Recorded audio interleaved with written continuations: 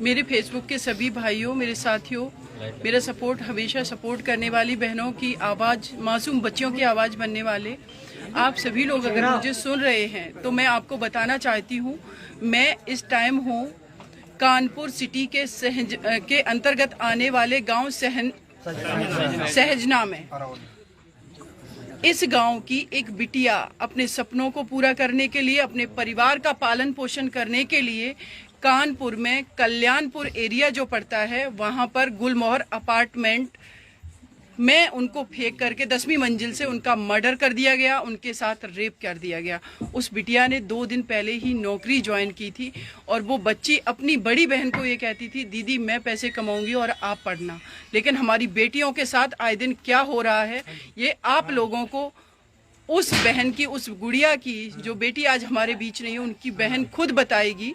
और आप लोगों से साथियों मैं एक बात कहना चाहती हूं कि प्लीज आप लोग इसको ज्यादा से ज्यादा शेयर करें, जिससे उत्तर प्रदेश के माननीय चीफ मिनिस्टर योगी आदित्यनाथ जी इस केस में एसआईटी की या सीबीआई की जांच करवाएं, क्योंकि जिस तरीके का वो अपराधी है, जिसके ऊपर ऑलरेडी पहले से 11 मुकदमे दर्ज हैं, और उसने ये भी आह्वान किया है, चैलेंज किया है कि मैंने रेप किया है, मैंने मर्डर किया है, मेरा कोई है कि आप लोग जरूर शेयर करें और इस बहन का जो बरसा है, अपनी बहन के लिए न्याय मांग रही है, उनका साथ दें, उनका सहयोग करें। बरसा ये बताइए क्या हुआ था आपकी बहन संयोक्ता के साथ? मैम, मेरी बहन ने 18 तारीख को वहाँ जाके नारामो स्थित मॉडर्न डेयरी जो है वहाँ जाके उसने इंटरव्यू दिया और उसके बाद नेक्स्ट डे संडे से उसने वहाँ 11 से 7 की जो टाइमिंग थी ज्वाइन किया। और जो उनके बॉस थे प्रतीक बैस, उन्होंने बताया कि उसको एज ए कॉलिंग और पर्सनल सेक्रेटरी के तौर पे उन्होंने उसको जॉब दी। इसके नेक्स्ट डे मंडे को वो सुबह 10:30 बजे घर से निकली है और शाम को जब वापस घर आई है तो उसने बताया कि मेरे बॉस जो हैं वो हमको बताए थे कि हमको जॉब करना है ऑफिस में, लेकिन वो पता नहीं किस इस बहाने से लेके गए कि उनको जो थोड़ा बहुत एक्स्ट्रा काम है वो अपार्टमेंट में बताएंगे। तो मंडे वो वापस आ गई। इसके बाद ट्यूसडे गई है और शाम को वहाँ से वापस नहीं आई है। 7:30 बजे जब मैंने टाइम देखा कि टाइम बहुत ज़्यादा हो रहा था तो फिर मैं वहाँ पहुँची ढूंढते हुए अपार्टमेंट को। तो देखा मैंने कि मेरी बहन की लाश नीचे पड़ी है और सभी लोग वहाँ पे, मीडिया भी थी, पुलिस भी थे, तो वहाँ पहुँच चुके थे। इसके बाद मैंने वहाँ जाके उन लोगों से कहा कि कैसे क्या हुआ, लेकिन उन पुलिस वालों ने उस टाइम कुछ नहीं बताया। और जो प्रतीक बैस हैं वो बहुत ही बड़े क्रिमिनल हैं, उनके ऊपर ऑलरेडी 11 केस हैं और इस केस के बाद वो फिर भी चैलेंज कर रहे हैं कि मैंने रेप किया है और मेरा कोई कुछ नहीं बिगाड़ सकता है। तो आप लोग इसमें मेरा सहयोग दें और मैं चाहती हूँ कि इसमें मेरी बहन के लिए एसआईटी की जांच की जाए, क्योंकि मुझे नहीं लगता है कि इतना बड़ा कोई अरबपति होगा और वो अपने बचाव के लिए कुछ भी नहीं करेगा। पुलिस डिपार्टमेंट पे हमें बिल्कुल भी भरोसा नहीं है, इसलिए हम चाहते हैं कि आप लोग ये वीडियो शेयर करें और एसआईटी की जांच हमारी बहन के लिए करवाई जाए। साथियों, आप लोगों से मेरा अनुरोध है कि आपने सुना, इस बरसा ने जो बातें बताई हैं, ये व्यक्ति जो है प्रतीक वैश्य, इसने सरे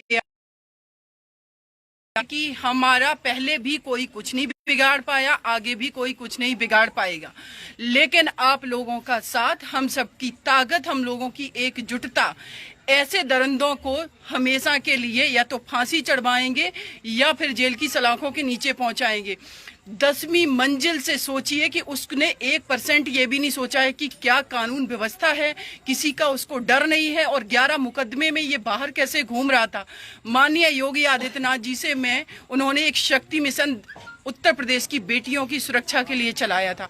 मैं उनसे अनुरोध करती हूं कि वाकई में आप अगर अपनी बेटियों को सुरक्षित करना चाहते हैं उत्तर प्रदेश में, तो इस गुड़िया को जो आज हमारे बीच नहीं है, जिसको सरेआम 10वीं मंजिल से फेंका गया, और ये पूरे उत्तर प्रदेश के पूरे सिस्टम पर ये सबको चढ़ा रहा है। मुख्यमंत्री जी आपको चढ़ा रहा है, आपके सिस्टम को चढ़ा रहा है कि आप लोग कुछ नहीं बिगाड़ सकते। हम 10वें 12वें मंजिल से बेटियों को फेंकते रहेंगे, रेप करते रहेंगे, मारते रहेंगे। तो आपसे मेरा अनुरोध है, जैसे कि इनकी बहन की डिमांड है कि एसआईटी की जांच हो या सीबीआई की आप जांच कराइए, क्योंकि ये लोग बहुत इन्फ्लुएंसिव लोग हैं। इनको बिल्कुल उम्मीद नहीं है कि पुलिस को ये लोग सही से इन्वेस्टिगेशन करने देंगे। तो इस केस को आप या तो एसआईटी की जांच कराइए या सीबीआई की जांच कराइए। इनकी माँ भी मेरे साथ हैं और इनकी माँ भी कुछ माननीय मुख्यमंत्री जी से अपनी बात कहेंगी। जी आप बोलिए, आप क्या चाहती हैं? माननीय मुख्यमंत्री जी से संबोधित करिए। अपनी बात कहिए। अपनी बात कहिए आप अपनी बेटी के न्याय के लिए। मेरी बेटी को न्याय चाहिए और सीबीआई जांच चाहिए। देखिए, यहाँ पर मेरे साथ आज इस गांव में कम से कम 100-150 लोग मौजूद हैं और इन सभी भाइयों की सबकी एक तरफ से यही मांग है।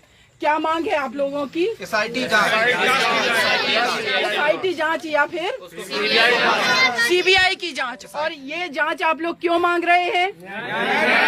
और न्याय इसमें अभी मिलने की पूरी उम्मीद क्यों नहीं है? क्योंकि वो लोग पावरफुल लोग हैं।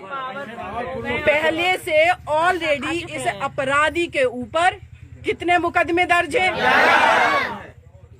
आप सुन रहे हैं। अगर माननीय योगी आदित्यनाथ जी, जिसके ऊपर 11 मुकदमे पहले से दर्ज है, वो इस गरीब परिवार को कैसे इनको डरा धमका करके, इन्फ्लुएंस करके इनका मुकदमा वापस करवाने के लिए दबाव डाल सकता है, इस परिवार को कुछ भी कर सकता है। और मेरी आपसे ये मांग है कि ये जो बहन है, इस परिवार में इकलौती एक बेटी बची हुई है, उस बेटी को आप प्रोटेक्शन दीजिए, इस परिवार को प्रोटेक्शन दीजिए, सुरक्षा दीजिए और जितना हो सके इनका सपोर्ट करिए, इनको कंपनसेट करिए, कंपनसेशन दीजिए, जिससे ये अपनी बेटी के न्याय के लिए, अपनी बहन के न्याय के लिए आगे लड़ाई लड़ सकें।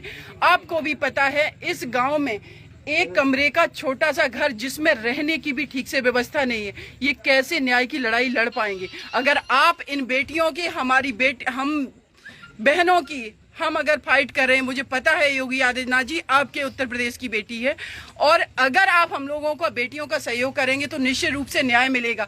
ये आदमी प्रतीक बैस से अगर छूट गया तो मैं यही कहूंगी उत्तर प्रदेश के चीफ मिनिस्टर से कि ये व्यक्ति आपके सिस्टम के मुंह पर तमाचा मार करके छूटा है और ये चैलेंज करके छूटा है। तो आपसे मेरा अनुरोध है, इस केस को फास्ट ट्रैक करवाया जाए, इस केस में एसआईटी या सीबीआई की जांच हो, परिवार को कंपनसेशन दिया जाए और इस परिवार को प्रोटेक्शन दिया जाए।